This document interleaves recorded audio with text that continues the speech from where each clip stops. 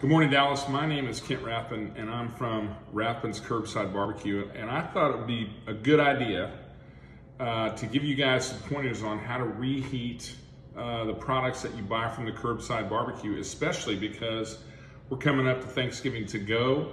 We're going to have Christmas to go. We're going to have lots of foods that need to be reheated because people are just kind of interested in not cooking sometimes. And so I want to give you some pointers, okay? So when you pick up the barbecue from us, most of the time it's piping hot coming right off the smoker, and that's the way we want it. But if you are gonna eat it tomorrow, if you're gonna eat it the next day, if you're gonna eat it later in the day, I wanna teach you a couple of pointers about how to reheat and reheat successfully, okay?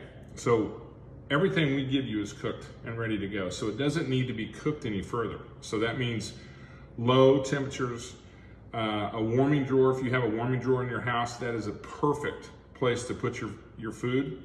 I suggest about medium heat, so you're looking at about 145 to 150 degrees. You don't need to go any higher than that, and just let it sit in there until it's warm enough to where you want to start eating, okay?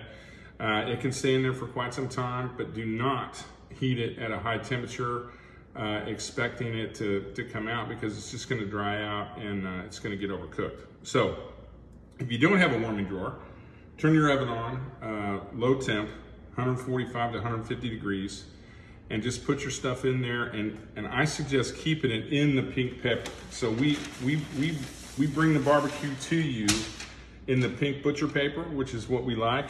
This allows the barbecue to breathe a little bit without overcooking it, without steaming it, because we like the crunchiness of the smoked meats, okay? So we're gonna wrap this up.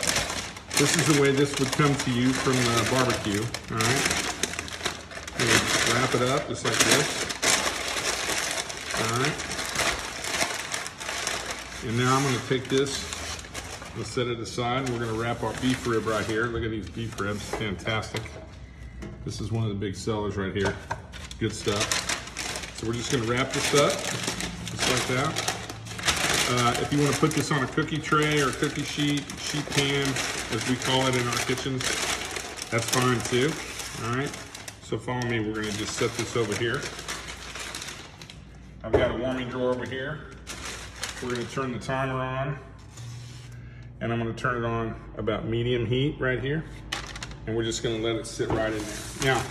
Now, I would suggest putting something under it, maybe a cookie sheet or an underliner of some sort. The paper will keep it pretty solid and pretty nice. But remember, the paper is important because it'll let it breathe. And when this gets hot enough to eat, just pull it out and start carving. Please don't overcook your stuff, because when we send it to you, it's pretty much ready to go. So you're just warming now. Remember, 145 to 150, 55, something like that, and that's going to be perfect. It's also going to be safe for you in that temperature zone to keep it as long as it's above 145 or 150, okay? Enjoy your food, enjoy your holidays, stay safe, and come and check out Kent Rathbun's Barbecue at chefkentrathbun.com. Curbside Barbecue, we're still doing Thanksgiving orders, and we'll get ready to go for the holiday at Christmas here pretty quick, so stay safe.